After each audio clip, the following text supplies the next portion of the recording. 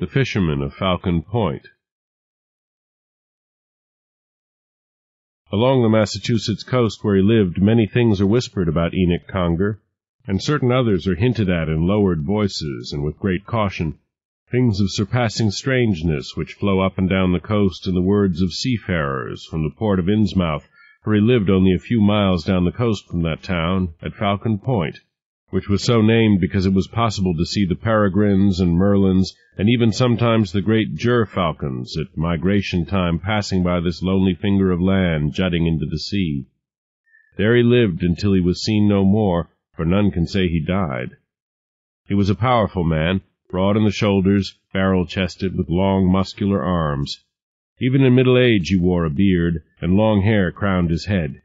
His eyes were a cold blue in color, and set deep in his square face, and when he was clad in rain-proof garments with a hat to match, he looked like someone who had stepped from an old schooner a century ago. He was a taciturn man, given to living alone in a house of stone and driftwood, which he himself had constructed on the wind-swept point of land, where he heard the voices of the gulls and terns, of wind and sea, and in season of migrants from far places passing by, sometimes invisibly high.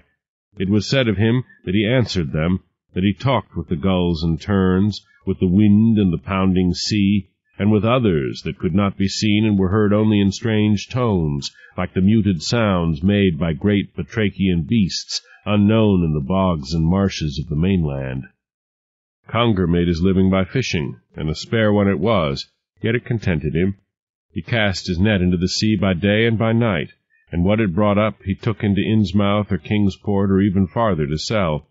But there was one moonlight night when he brought no fish into Innsmouth, but only himself, his eyes wide and staring, as if he had looked too long into the sunset and been blinded. He went into the tavern on the edges of town, where he was wont to go, and sat by himself at a table drinking ale, until some of the curious who were accustomed to seeing him came over to his table to join him, and with the aid of more liquor set his tongue to babbling, even though he talked as though he spoke but to himself, and his eyes did not seem to see them. And he said he had seen a great wonder that night. He had brought his boat up to Devil Reef, more than a mile outside Innsmouth, and cast his net, and brought up many fishes, and something more, something that was a woman, yet not a woman, something that spoke to him like a human being, but with the gutturals of a frog, speaking to the accompaniment of fluting music, such as that piped from the swamps in the spring months, something that had a wide slash of a mouth but soft eyes, and that wore, beneath the long hair that trailed from her head, slits that were like gills, something that begged and pleaded for its life, and promised him his own life if ever the need came upon him. "A mermaid," said one with laughter. "She was not a mermaid," said Enoch Conger, "for she had legs, though her toes were webbed, and she had hands, though her fingers were webbed, and the skin of her face was like that of mine, though her body wore the color of the sea." They laughed at him, and made many a jest, but he heard them not. Only one of their number did not laugh, for he had heard strange tales of certain things known to old men and women of Innsmouth from the days of the clipper ships and the East India trade, of marriages between men of Innsmouth and sea women of the South Pacific Islands, of strange happenings in the sea near Innsmouth. He did not laugh, but only listened, and later slunk away and held his tongue, taking no part in the jesting of his companions. But Enoch Conger did not notice him any more than he heard the crude baiting of his tavern companions, going on with his tale, telling of how he had held the creature caught in the net in his arms, describing the feeling of her cold skin and the texture of her body, telling of how he had set her free and watched her swim away and dive out of sight off the dark mound of Devil Reef, only to reappear and raise her arms aloft to him and vanish forever. After that night Enoch Conger came seldom to the tavern, and if he came, sat by himself, avoiding those who would ask him about his mermaid, and demand to know whether he had made any proposal to her before he had set her free.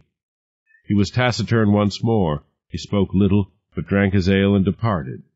But it was known that he did not again fish at Devil Reef. He cast his net elsewhere, closer to Falcon Point, and though it was whispered that he feared to see again the thing he had caught in his net that moonlit night, he was seen often standing on the point of land looking out into the sea, as if watching for some craft to make its appearance over the horizon, or longing for that tomorrow which looms forever but never arrives for most searchers for the future, or indeed for most men, whatever it is they ask and expect of life. Enoch Conger retired into himself more and more, and from coming seldom to the tavern at the edge of Innsmouth, he came not at all, preferring to bring his fish to market, and hasten home with such supplies as he might need, while the tale of his mermaid spread up and down the coast, and was carried inland to Arkham and Dunwich, along the Miskatonic, and even beyond, into the dark wooded hills where lived people who were less inclined to make sport of the tale. A year went by, and another, and yet another, and then one night the word was brought to Innsmouth that Enoch Conger had been grievously hurt at his lonely occupation, and only rescued by 2 other fishermen who had come by and seen him lying helpless in his boat. They had brought him to his house on Falcon Point, for that was the only place he wished to go, and had come back hastily to Innsmouth for Dr. Gilman. But when they returned to the house of Enoch Conger with Dr. Gilman, the old fisherman was nowhere to be seen. Dr. Gilman kept his own counsel, but the 2 who had brought him whispered into one ear after another a singular tale, telling how they had found in the house a great moisture, a wetness clinging to the walls, to the doorknob, even to the bed to which they had lowered Enoch Conger only a short while before hastening for the doctor, and on the floor a line of wet footprints made by feet with webbed toes, a trail that led out of the house and down to the edge of the sea, and all along the way the imprints were deep, as if something heavy had been carried from the house, something as heavy as Enoch. But though the tale was carried about, the fishermen were laughed at and scorned, for there had been only one line of footprints, and Enoch Conger was too large a man for but one other to bear him for such a distance, and besides, Dr. Gilman had said nothing save that he had known of webbed feet on the inhabitants of Innsmouth, and knew, since he had examined him, that Enoch Conger's toes were as they should have been. And those curious ones who had gone to the house on Falcon Point to see for themselves what was to be seen came back disappointed at having seen nothing, and added their ridicule to the scorn of others for the hapless fishermen, silencing them, for there were those who suspected them of having made away with Enoch Conger, and whispered this, too, abroad. Wherever he went, Enoch Conger did not come back to the house on Falcon Point, and the wind and the weather had their way with it, tearing away a shingle here and a board there, wearing away the bricks of the chimney, shattering a pane, and the gulls and terns and falcons flew by without hearing an answering voice, and along the coasts the whispers died away, and certain dark hints took their place, displacing the suspicions of murder and some deed of darkness with something fraught with even greater wonder and terror. For the venerable old Jedediah Harper, patriarch of the coastal fishermen, came ashore one night with his men, and swore that he has seen, swimming off Devil Reef, a strange company of creatures, neither entirely human, not entirely batrachian, amphibian creatures that passed through the water half in the manner of men and half in the manner of frogs, a company of more than 200, male and female. They had passed close to his boat, he said, and shone in the moonlight like spectral beings risen from the depths of the Atlantic, and going by they had seemed to be singing a chant to Dagon, a chant of praise, and among them he swore he had seen Enoch Conger swimming with the rest, naked like them, and his voice too raised in dark praise. He had shouted to him in his amazement, and Enoch had turned to look at him, and he had seen his face. Then the entire school of them, Enoch Conger as well, dived under the waves and did not come up again. But having said this, and got it around, the old man was silenced, it was told, by certain of the Marsh and Martin clan, who were believed to be allied to strange sea-dwellers, and the Harper boat did not go out again, for afterwards he had no need of money, and the men who were with him were silent too.